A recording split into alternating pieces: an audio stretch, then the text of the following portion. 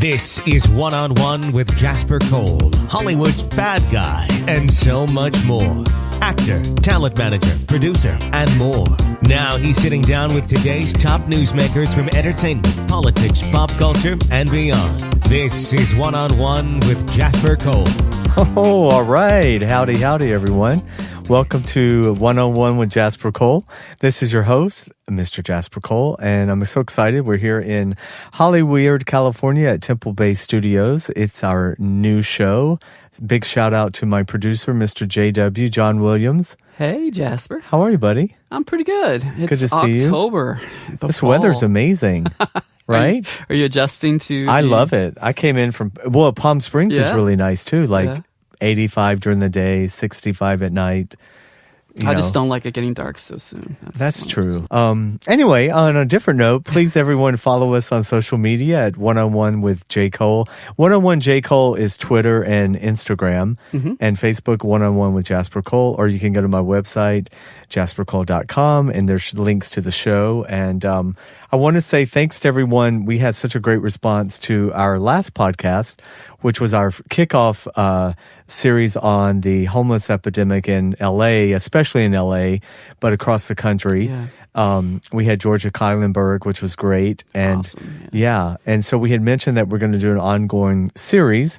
So I wanted to be sure and welcome our special guest today, Mr. Franklin Abrams. Hello, buddy. Hello, how you doing? Thank you so much for joining us. I'm glad to be here. Yes, so we had talked last week about wanting to show all the different faces of homelessness and what's happened in the community. And we had been mentioning that we wanted to find an actual live person who has been homeless, lived to tell about it, is thriving, but more importantly was able to take advantage in a good way of the services that are available. And navigate the system. That's the key word. Navigate the system, because it can be overwhelming. So it is. Yeah. So first of all, welcome to the show. And thank you so much for wanting to share your story with everybody. And I know it's going to help a lot of people.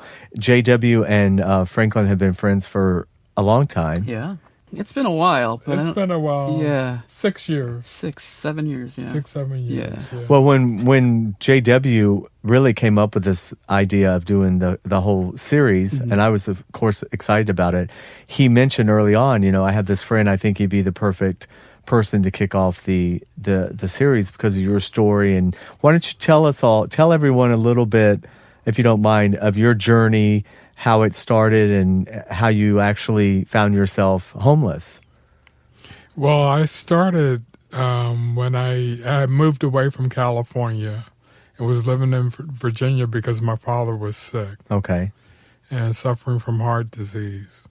So he wanted me to not wait for him to die. Sure. And wanted me to go back to California and start my life over again. Right. So I came back and I was dealing with money running out. I thought that I would have enough money to sustain myself. Right. As a lot of people do. Yeah. And it turned out that I didn't. Did some things happen unexpected, or just looking back now, things that you couldn't foresee that took some of the money? I thought that I could get a job, and I couldn't understand why I couldn't get a job at that time, and then that was going to be revealed to me later. Later, got it. And so what happens is you find the money running out, and you're thinking, what am I going to do? What was in looking back in life now, like what had you ever... Like a lot of us, we don't think about the homeless situation. We never think we're going to be homeless. Well, at first I was occupied with my storage unit out in Alhambra. Right. And maintaining that. And so I spent a lot of time doing that during the day. Got it. And then I realized that, I have to keep myself clean. And well taken care of. So I looked up a shelter that was in Pasadena. And I went out there to the shelter, and then I ate. And I would go out three days out of the week just to get a warm shower and food and to talk to the case managers. Okay. And let me ask you, when you say you looked it up, did you go online or did you have on the phone? Because a lot of people, I don't think, even know how to find it. I connected with the Department of Social Services. Okay. It's a great step. Yes. Because they can then link people up in whichever area they're in. And they hooked you up with the Pasadena That's correct. area. Now, at that point, were you already homeless? I was already homeless. I was living in my car. Okay. And how long had that been going on for? I guess for about 2 or 3 weeks. Not a long time, but not a long time. Yeah.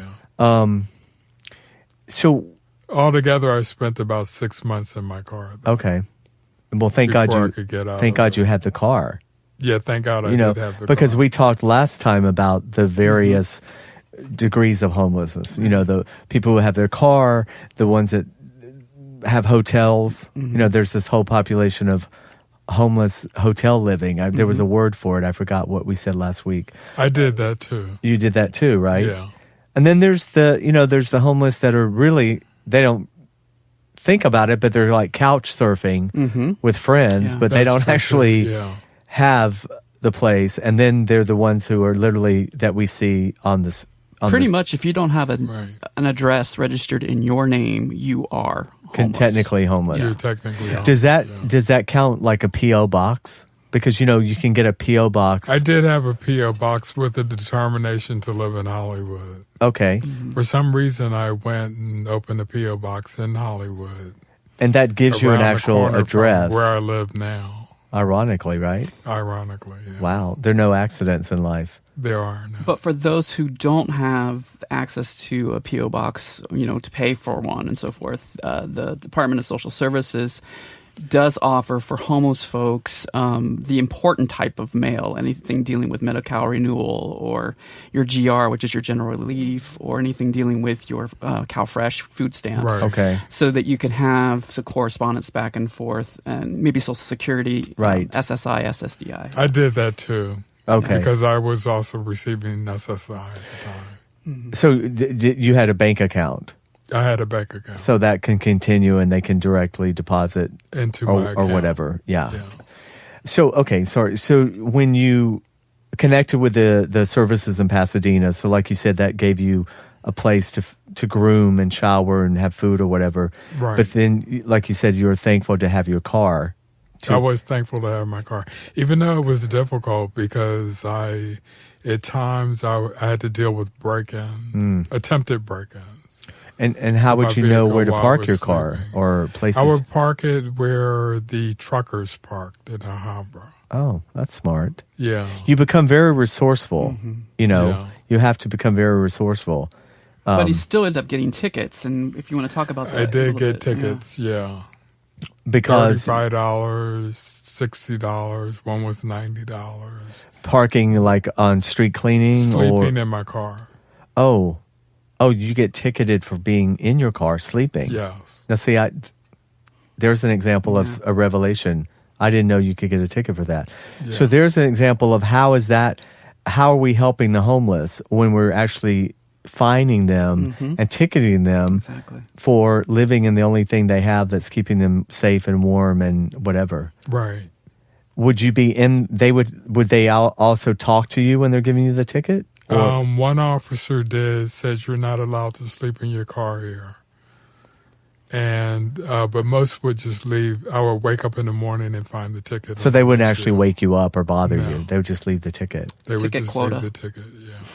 So I mean, the irony is, then I guess if tickets build up, then they can put the boot on your car, or they can go after you that way. They can. And I went before a judge, and judge had no compassion at all. It was like, pay the ticket. Yeah, pay the ticket. I'm homeless and I don't have money, so where are we going to get the money to pay the ticket Exactly. from? So what did you do, Franklin, in that case? I eventually, when I was in transitional housing, I met a friend named Jesse. And Jesse loaned me the money to pay the ticket. He also loaned me the money because I was paying for my storage unit. in Alhambra, so I didn't have enough money to pay for car insurance. Right. So he loaned me the money to pay for car insurance, and then I paid him back. Yeah. Wow. So from starting to go to the shelter in Pasadena, what other services from there you were able, because you mentioned I talked transitional. to homeless people, and they told me don't go to Skid Row. They said there's a shelter in L.A. located over on Broadway Place. I don't remember the name of it. But I went there, and they had parking for my car. And I got a meal. And my goal was to meet with a case manager or a social worker, because I could see that people that were homeless and suffering from alcoholism and mental illness and drug abuse, they were getting them housing. Sort of ahead of other people. I mean, that was a priority. That was a priority. Yeah. Right. So I met with a case manager there. And, well, actually, she was a social worker named Sarah. And Sarah, the first thing she did was she got me into a motel in Hollywood. Okay. On Sunset for 3 weeks. Wow. And that's paid for through with the vouchers, or with the voucher system? Okay. Yes. So again, it's most important that people can hook up with a caseworker. That's important, right? Yes, to start the step, and then that caseworker. How hard or easy is it to get a caseworker? Can that be a whole ordeal itself, or? I waited during the day. Okay. Most of the shelters empty out in the morning. In the mornings. After breakfast. Okay. And I waited around to see her. Right. And at the same time as getting me into the motel, she also had me fill out applications for housing. Okay. And one of them was for Hollywood Community Housing Corporation. Which is where I currently reside. Right. And now, had you already gotten that P.O. box in Hollywood prior to that? Yes, I did. So that's the irony we were saying earlier. You had it in your mind you wanted to be in Hollywood, but you ended up in Hollywood. But the P.O. box wasn't the key ingredient to getting me housing. It was having a phone and a phone number. That's the other thing, right? Thankfully, they have the low-cost phone service, right, or free, really now. Right. Based if you are qualifying for food stamps or for general relief, you can get a phone, the cell phone. So that's. And Franklin is an example too of. There was, you're not a drug addict. Mm-hmm. You can meet you and see that you have all your faculties together. And I'm sure a caseworker, you're like a perfect protege. They're thrilled when they meet someone like you because they think, oh, wow, you can really take advantage of the services we offer. Because then if you bring in, because I'm just thinking about looking at Franklin and meeting him, you bring in someone who was extremely mentally ill or drug addicted, left to their own devices, they would have to do the follow-up calls and all that stuff. Right. Exactly. And that's why they don't. And I was mentally ill. I didn't know it at the time, but I had met with the social worker with the when I met with the doctor over at Skid Row. She also worked at Ranch Raider Clinic over on Mission Road. And she said, come to Ranch Raider Clinic for your medical appointments. And there's free parking and you don't have to worry about your vehicle. Which is great. And through her, I met a social worker named Ramona. And I saw her for 4 weeks, once a week. Okay. And at the end of the 4th week, Ramona said, we're going to get you into housing, but there's also another issue we need to deal with, and it's your mental health. And she said, I see that, or get the impression that you're struggling with some sort of mental disease. So she said, I need for you to go upstairs with me to the 3rd floor to the psychiatric department. And I've set up an emergency appointment with you and Dr. Turkin, who was the chief of psychiatry for the county of L.A. Wow. At that time. And he diagnosed me with schizophrenia. And prior to that, did you have any idea, or had you been having? I knew that I was having hallucinations, and I didn't understand them. Okay. And I was also suffering from auditory schizophrenia, where I would hear voices. Wow. How for a long, long time had that happened, or just? It had happened. It started happening when I became homeless. So maybe the stress, the stress of all that, and the fear and the whatever brings that on. Yes, it did. But the fact you were able to deal with that and still be lucid and deal. Dr. Turkin said that I was a functional schizophrenic, which was rare. Wow. Yeah. And then I'm assuming, were you medicated? Were they able to give you? He immediately prescribed medication for me. And did you notice an immediate? It took 6 months to really get it leveled. To get it leveled, yeah. Wow. But see, again, Franklin's a perfect example where the services are there for people. Like, this is what Georgia kept stressing. The importance of having social workers. Yeah. Right. And being able to, because Georgia stressed, and I think Franklin listened to the show, and for those of you who did not, we talked about how when we encounter homeless people, a lot of times the first thing we want to do is give them food or money. And she kept saying, there's places for the food and what they need is that's true. The other services that they are not equipped sometimes to know how to get. They need a connection to care, and it starts with us by being compassionate. Right. Yeah. Right. But again, I think you were sort of... And Ramona was an amazing social worker. So she went above and beyond the call of duty. They're the real angels that are out there. Yeah. And they work for the county, right? They work for the county. For the county. Yeah. Probably overworked, overworked. Underpaid. Yes, underpaid. Yeah. And that's the other thing Georgia talked about is how many people there are compared to how many social workers, How many administrators there are versus the actual people. So you already had income. I mean, you said you were getting... I was receiving SSI. Right. But, I still am. JW, you think about, so someone who has no income, right, that's not getting anything. Do you know what the Social Security Administration did discontinue my SSI. They have discontinued? They did discontinue they did. it while I was in transitional housing. And that's a process in itself to get SSI. And then what? Yeah. What happened was Dr. Turkin wrote a letter to them saying that I had a dual diagnosis, HIV and schizophrenic. And did you know about the HIV at the time? I have been HIV positive for 37 years. Okay, so that was something you were already dealing with. Okay, yeah. And you had medical. You had access to medicine then? Or? Yes, I did. Okay, yeah. So you already had that Through taken work. care of. Yeah. Yeah.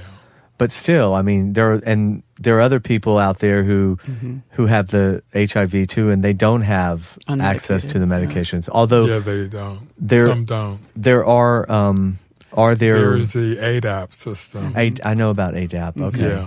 That's still happening because so much got cut. Like the Ryan White Act got cut, and depends on which administration comes in or which governor is running California, and so it's been up and down. Well, things are going pretty good for California. We're lucky here. Yeah. We're lucky. Which is why they're sending a lot of the people here. Did you already know that when Georgia talked about that last week? Yes, I did. She told us. I work with Pacific Lions Care, who provides assistance for housing for people that are homeless and HIV positive. Well, that's what I wanted to get to. Yeah, I wanted to talk about the work you're doing also, now. Helping them to get benefits. Right. Such as ADAP if they don't qualify. Right. For an insurance. So what would you say was your biggest you got into transitional housing. Tell everyone what that is. Transitional housing is the transitional housing, there are different types of transitional housing available. The one that I got into was Project New Hope. Okay. And Project New Hope has homes throughout LA and Long Beach, Santa Monica, and they provide housing for men who are HIV positive and have AIDS. Wow. And there's probably a service set up for women also? Or at the homes, they have a social worker, a psychologist, a nurse, and probably everything, right? And a case manager. And again, for everyone listening, this is these are services that are provided by the county and by the state. Right. But that's back to what we were saying. California is known for having such great services that other states are actually sending their homeless, quote unquote, to California. To California. They give them the voucher. They put them on the planes or the buses or pay for their trips to come out here to take advantage of. I mean, take advantage in a good way, but partake in the services. But then it just overloads a system that's already overloaded. That's true. And I guess the question would be, wouldn't it be nice to have a federal system that to sort of let California be an example how other states, could model their services? Yes. And maybe the federal government could kick in funding. Let's just forget about the one we have now. This one. I mean, if we're waiting on Trump to help it, you know what? You're better off homeless. I'm sorry. That's no, true. I'm kidding. He has no compassion. But yeah, if you just hang on for a little bit longer until we can get rid of him. But assuming we had a normal, sane president, it would be nice to have some sort of federal something that affected all the states. Right. Yeah. And under Obama, we did. We did. Right. Yeah. There were so many services we did. Now he's ignored those programs or cut off funding. Or cut them. Trying to control the CDC. Right. And other agencies to deal with HIV and AIDS throughout the country and homelessness. So when you got into your home in Hollywood, from that point, you eventually started working again, right?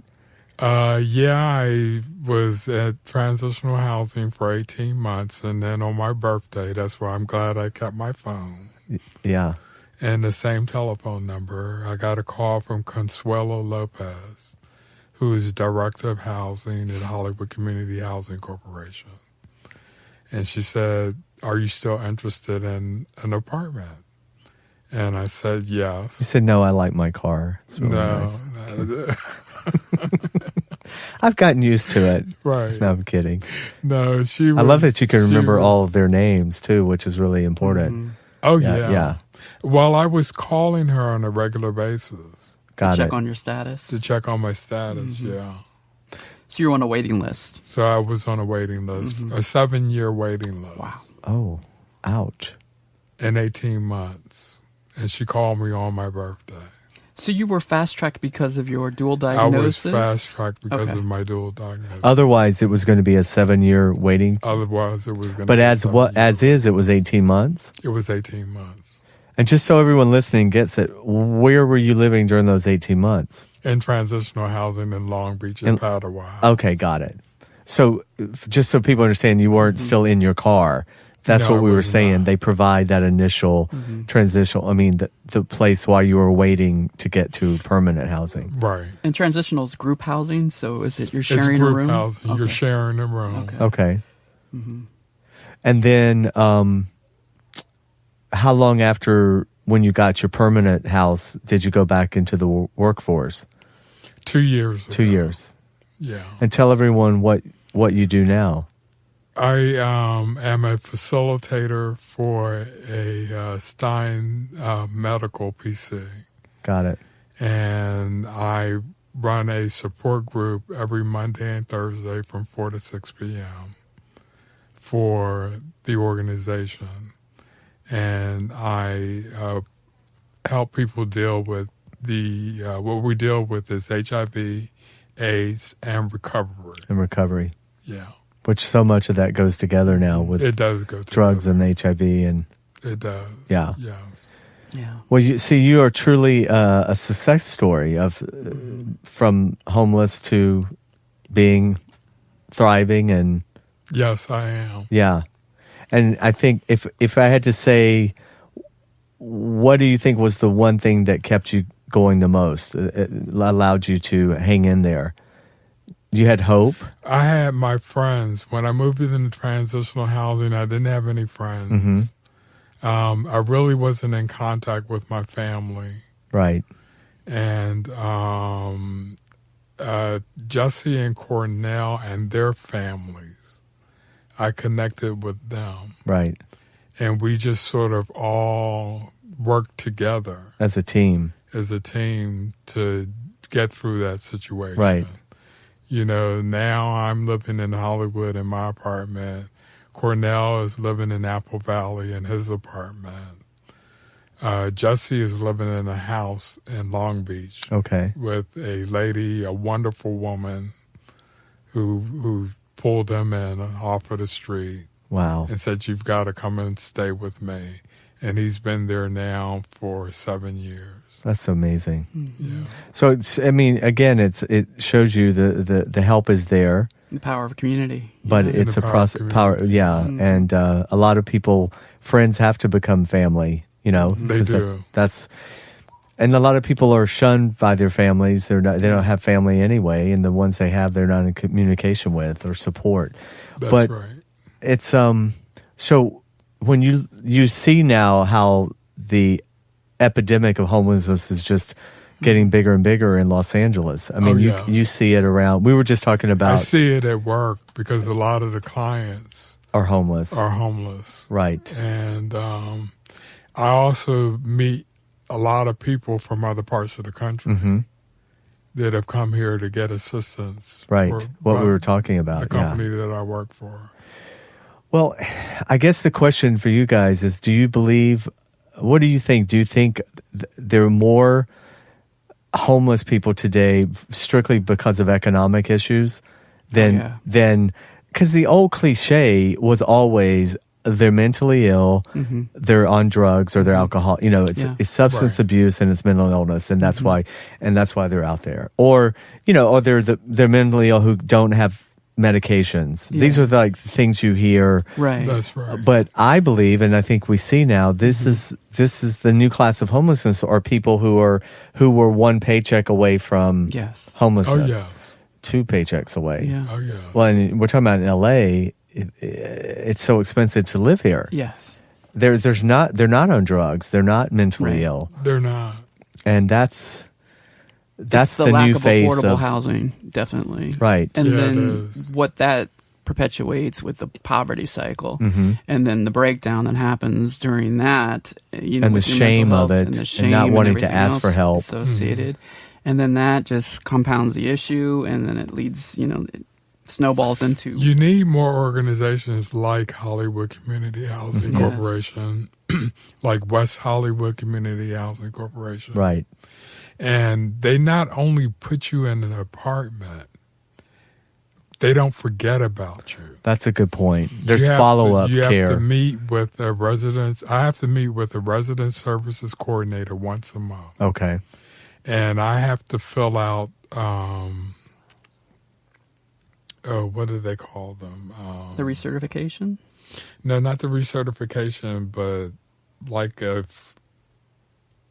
what did they call them? Like a flow chart or something.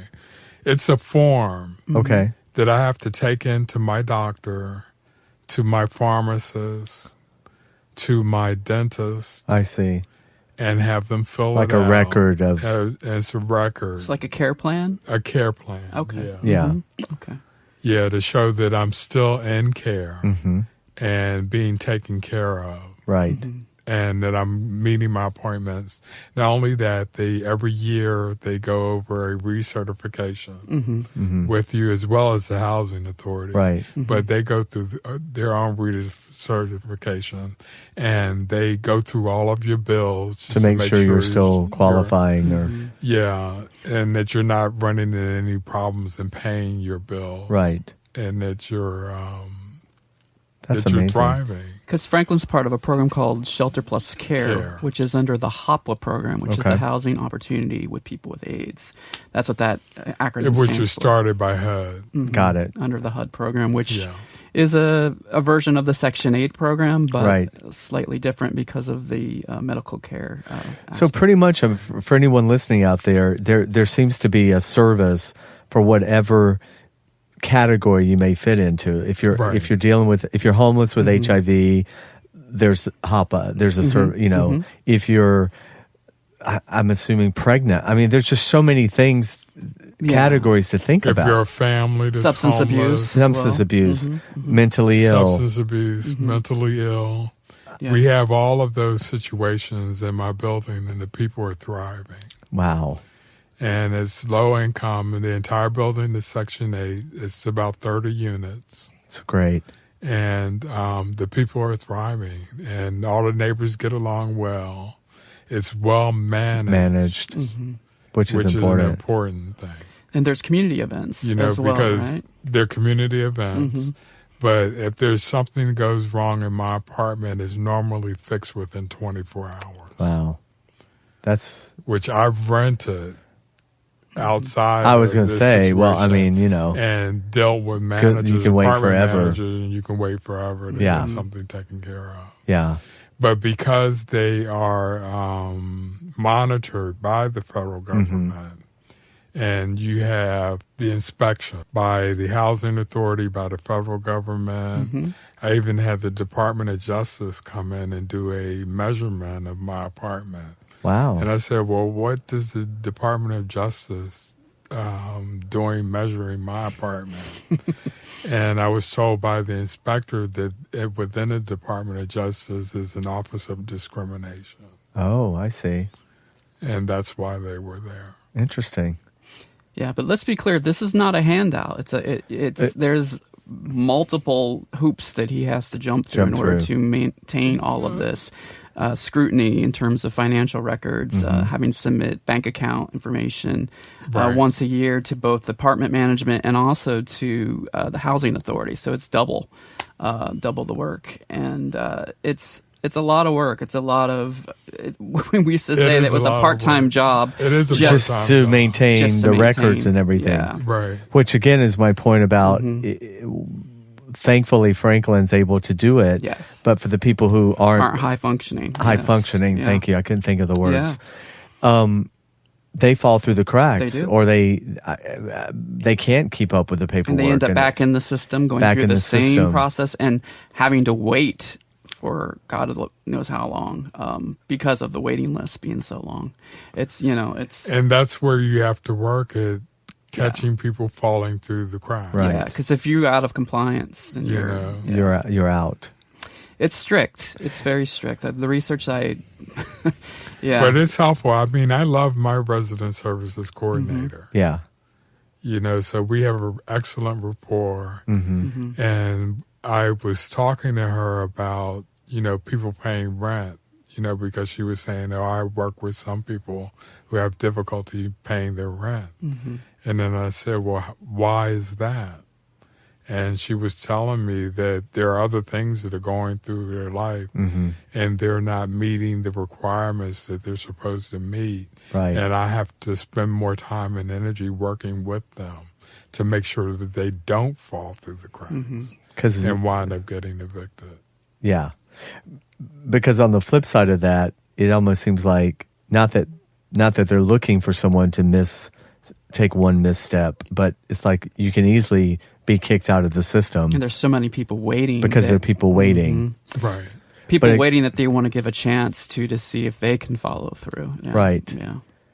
But like we were talking about Skid Row earlier, so you think about, I don't know what the numbers, how many, Georgia said, what's the population down there? I forgot, in Skid Row now. Thousands. Yeah, definitely. Yeah. I mean, in LA County, it's over 57,000. 57.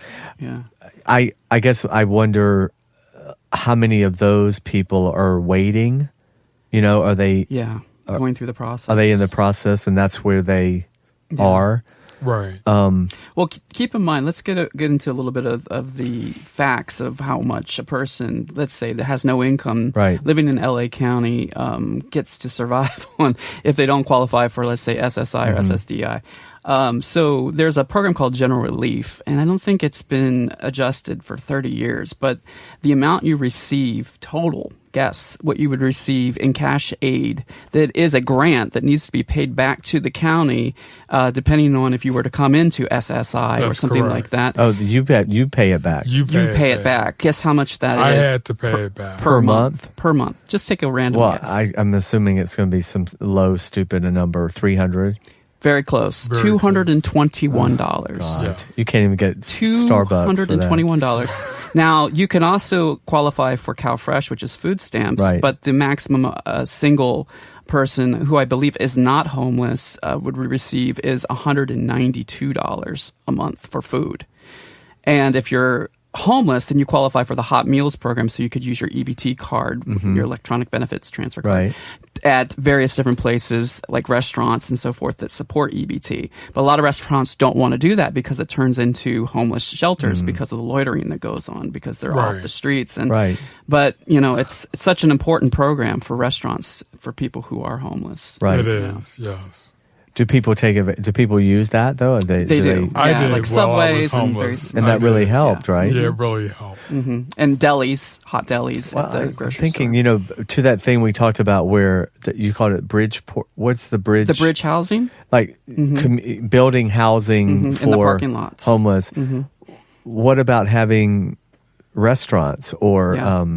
places for homeless? Yeah. Like the restaurants or certain cafes. That And are, there are. I don't know so much Well, in they LA, did, but when I was in yeah. the voucher system for the motel, there was a Carl's Jr.'s at, I think now Chick-fil-A is there on Sunset. on Sunset. I know where that is. Yeah. But there was a Carl's Jr., and I would go there for my 3 meals So they a provided. day, and they provided the food. Okay. They would give me a ticket Oh wow. that I would take, and then I would order what I needed. Well, And that's keep in mind, when he receives SSI, he doesn't receive food stamps. Right. That's a separate Yes. program. that's a separate. So he program. has to pay for food out of the SSI income. Right. Yeah. Yeah, but then once you start working, then that income It balances out, adjust with what they provide or whatever. Right. But again, that's I'm all. able to buy food because I'm working part-time. Right. You don't get penalized for it, because some people get Yeah.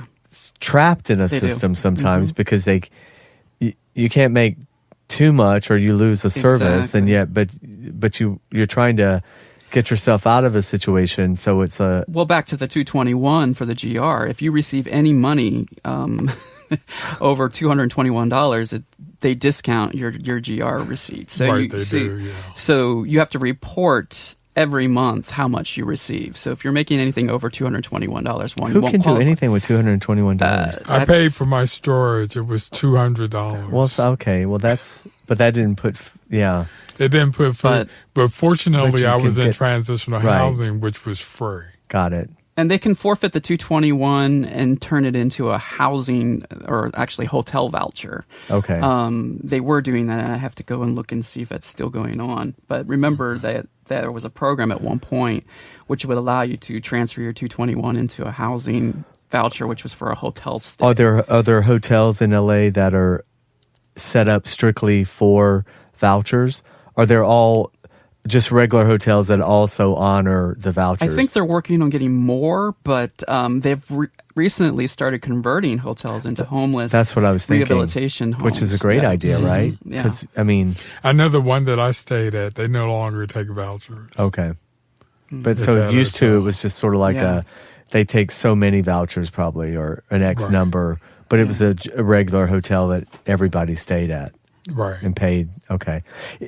Yeah, and back to not in my neighborhood. What do you Yeah. call it? NIMBY? NIMBYs. NIMBYs.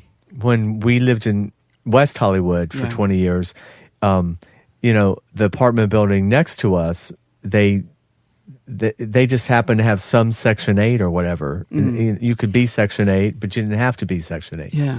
Right. And then it became like this big deal that some of the other neighbors found out that they were Section 8, but they were protesting the Section 8. But these people were Yeah. Section 8 is a phenomenal program. right, That I think that should be encouraged by the federal government and not discouraged. not discouraged. Yeah. Yeah, It's 30% of your income, right. which makes it affordable for low-income people. Yeah. So And in Los Angeles, I think a and maximum of with the, $50,000. With the federal and state and housing authority inspections Yeah. that go along with it, it keeps it well maintained. Mm-hmm. So the people that say not in my backyard, that's not the case. Right. That's like You I said in my know, neighborhood. My building has been there since it was built in 2000, and it's been well maintained. And most people are shocked when I tell them it's a Section 8. Right. Right. Yeah. Well, that was my Housing. point. Like the building I'm talking about looked better than most of the buildings on my street that the complaining people were living in. Well, that actually may have been why they were pissed. That's why they're complaining. I Yeah. mean, think about that. Well, they're having mixed housing now with all the new units Right. that are being built. They have to have a certain percentage That's what I was thinking. designated for low income. Right. And those are low income units that pretty much are comparable to a market rate unit. Right. But what I was saying earlier about the Section 8. And New York has been doing that for years, by the way. Probably better than here. Yeah. So I mean, I think they've. you can make maybe up to $50,000 a year and still qualify for Section 8 in Los Angeles. But I think if you go over $50,000, of course you pay more in rent because you're taking Well, yeah. 30%. And, 50,000 in LA is like, is low income. I mean, anywhere else, 50,000 Yeah. a year would be. Yeah. If my income increase, they just changed it 2 years ago. If my income increase and my apartment is valued at $1,045 A month. a month. If my income increase and I'm able to pay the $1,045, I can still keep my unit. Oh, okay. That's good.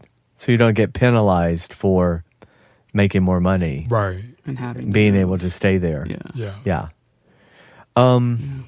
I guess what's overwhelming for everyone, as we talked about with Georgia, is you just don't. You feel a little paralyzed as to how do you start distributing these funds? How do you make sure the people that need it are getting the services? You get overwhelmed. Yeah. Yeah, definitely. I mean, I can see where people want to just turn the other way. They feel too overwhelmed by it. Yeah, I've been keeping a close eye on, what the county is doing with the homeless programs. And I really think that this is the year, in the last 2 years, it's really been an improvement. I mean, based on what I have seen. Now, I'm talking to George about getting more involved with Right. actually working on the streets. And He'd be getting really involved with the good at program. that. Yeah, Don't you think, Franklin, he'd be really good? It's to always do been that? something near and I dear to do. my heart. I encourage homeless people Yeah. to get off of the street Yeah. and take advantage of the programs Right. that are available. What- And I don't give them money. I don't give them food. Mm-hmm. I tell them about putting in an application. And even at work, there are people that are looking for housing. Right. And I have a list of all of Hollywood Community Housing Corporation has, I think, about in between 10 to 12 buildings. Got it. And I give them the telephone numbers to each manager's Wow. office. That's which great. is under Barker Management. which is right? under Most of Barker them. Management. Yeah. So if there's someone listening tonight, right, here, whenever they're listening to this, and they're in LA and they're homeless, say they're in their car, Yeah. we say the first step is go to the Department of Social Services. Social Services, So your DPSS. DPS. And if you don't have a computer or a phone, Go to the library. go to the library. Right. Are there actual walk-in places that they could go? Yes. Yeah. At DPSS, Yes, there are. There's DPS. And there's a major application process that's involved with applying for food stamps and for Okay. general relief. But they can just walk into an They office. can walk in and go through it and go through the process. But it's taxing for somebody that is mentally challenged. Right. That's why we're saying it's for the high functioning, sure, but services really need to be catered to the folks who are mentally ill. Right, because and that's it's not an easy happening, right? process. That's not happening. Not that I can see. I mean, they're working with multiple agencies to sort of coordinate, better care. And for the system. That's where social workers come yes, yeah. Right. in dealing with the mentally ill. You really have to have contact with the social worker. Social workers. Case managers are good, But social workers are more educated. Right. They specialize and they specialize in dealing with mentally ill people. Well, and that's something we want to have on. We want to have on a social worker also who's down in the trenches. And then we were talking about having a politician or someone in the political arena, supervisor, who can talk to why programs get stalled or what they think they need to actually help. Because it's easy to just blame the politicians or blame whoever's up there, but then I'd love to hear from them in terms of, well, we're doing the best we can do. I guess the buck stops at the governor's office, or each state is different. I mean, I guess it does. I don't know. I'm just so overwhelmed by the whole thing. It's like... It is overwhelming, and it's so many different angles to cover. So, I mean, to get the perspectives of all these different folks different walks of life will help us understand. And I think that's what they're doing with all these agencies that they're working with, is trying to get an overview from their perspective, from the mental health perspective, from the economic perspective, from, various different... sadly, you can't legislate compassion. No. So trying to get people to want to be compassionate. And that's where it comes to us. I mean, that's what, the man in the mirror. We have to look at ourselves and be compassionate towards, and that's what Georgia was saying, make eye contact.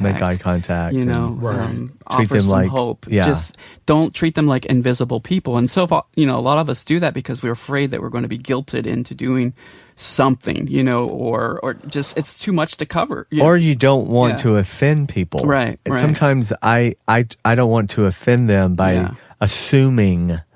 You know what I mean? Like, there's a lot of pride involved with all of us as human beings. And so it's a very tricky, I want to be respectful. Yeah.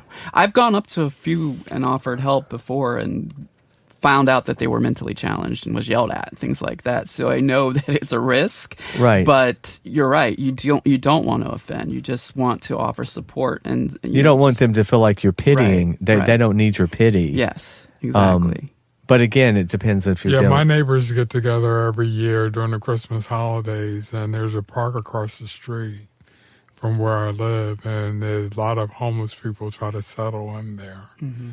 And they provide a meal. And they actually cook there in the park and provide a meal for them to eat. And Hollywood Community Housing does something Hollywood Community Housing for their residents, they've been doing it now for 8 years.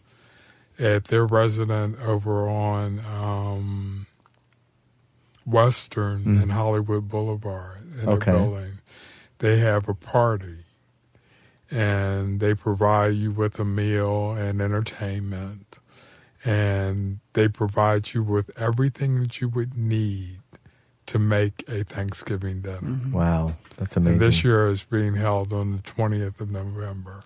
That's great. And when I say everything that you need, everything. Including the turkey, bitchy relatives fighting. Corn, family members fist fighting. Family members fist fighting, if you like. I normally either take my turkey out to my aunt and uncle's house in Moreno Valley, or I go down and visit Terry and Jesse in Long Beach. That's nice. And then we cook it and have a good time. That's nice. Now, do you have family left back on the East Coast? My mother's sister lives in Moreno Valley. Okay. With her husband, and they're ex-military. Got it. So they settled into Moreno So your Valley. aunt and uncle. Yes.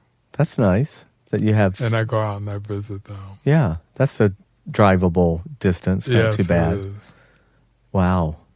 Well, again, I think, JW, let's say we'll put up on our social media pages the department, the links for people. Yes. Yeah, because it varies from wherever you're located. But we have some people reaching out to us on Facebook, asking for resources and services. I know one gentleman is going through the process of getting his Section 8. So he's already received the Section 8, and now he's going through trying to find a home, right? Which can be a daunting process, and you have a certain period of time frame to do that within. And so it's challenging, but the resources are there, and it's all about asking for help, really, and, Right. and trying to be connected to Connecting the right to it. people. And I would definitely remember Hollywood Community Housing Corporation. Okay. And their apartments are managed by Barker Management. Barker Management. And Barker Management is out of Orange County. Okay. Everyone can Google And- Barker Management. But Barker Management also has their own buildings that are Section 8. Okay. Yeah. And there's other companies, we're talking specifically Los Angeles, Right. but, we've got a nationwide audience, actually worldwide audience. Worldwide. We've got people in France. I mean, that I'm sure number's they have still a- increasing. But, We've never talked about homelessness in other countries. Other countries. I mean, I was mentioning I'm part of that global community, and I was showing videos, and people from all over the world were watching these videos, and they're like, "This is Los Angeles. This is America." And they could They not don't believe it. believe Well, what they were seeing. because It was third world country. places like most European countries, because Yeah. they have socialized medicine, Yes. and I bet you they Right. don't have this problem because they take care of Right. them somehow. That's true. Yeah. Maybe when you get into some other countries like Venezuela, places right now that aren't doing so well. If we spent more money taking care of our people than we did on war, Oh, we would wow. be in a better position. That's Yeah. true. I mean, that's the problem, is that so much is going into defense budget and not into Well, social- the real dichotomy of LA, especially, is the wealth ratio with all the celebrity money and Yeah. just the ungodly amounts of money that Right. people have. It's the have and the have-nots, Yes. which we've talked about. spectrum. The middle class is pretty much eroding Non-existent here. in the country, but especially in places like LA, San Francisco, Yeah. Right. New York, Chicago, your major urban cities. That's true. And I think that's what you start noticing is that family that 2 months ago had the house in the valley Yeah. with 2 kids, they were just one mortgage payment away from being homeless, and the father gets injured and he can't work anymore, and then And that's all it takes. it's that. And I think a lot of people just don't think about it. Right. Well, and then They- also make it easier to get jobs when you're homeless too, because the job process is not simple. Right. I mean, you go in and you have to fill out an application. You can't even put in your address because you don't even have an address. I mean, Right. so that already starts stigma. Stigma begins. Yeah. Mhm. Wow. But the good news is there's hope. Yeah. The there's services are there. Yeah. There's lots of wonderful people that are compassionate and they have a passion for doing this, for, like we mentioned, the They case do. managers and Yes. social workers. And Franklin has, graciously mentioned all these people's names Yes. because he knows how wonderful they were to you. Yes. And I'm sure you've got people now that mention your names. And how they are still wonderful to me. right. Mm-hmm. But now your path. It didn't end with me getting housing. These people are still involved in my life. which is wonderful. I mean, he's paying it forward. Now you're paying it forward with the work And that I'm you paying it do. forward. I send people to Hollywood Community Housing Corporation, Yep. and they say Franklin sent me. Right. Mm-hmm. And then right away, Consuelo Lopez, Courtney Jennings, Sarah, who's the director of Hollywood Community Housing Corporation. These people know me. Right. They not only know me, but they know other homeless people like Kenji, a neighbor of mine who goes out and provides toothpaste and toothbrush for the homeless. Wow. He's going out tomorrow to talk to a transgendered homeless person Because living in that's a apartment. whole new Yeah, quote new it is. community of homelessness. I mean, not Yeah. new, but there's a huge population of transgendered. Oh yeah. Yeah.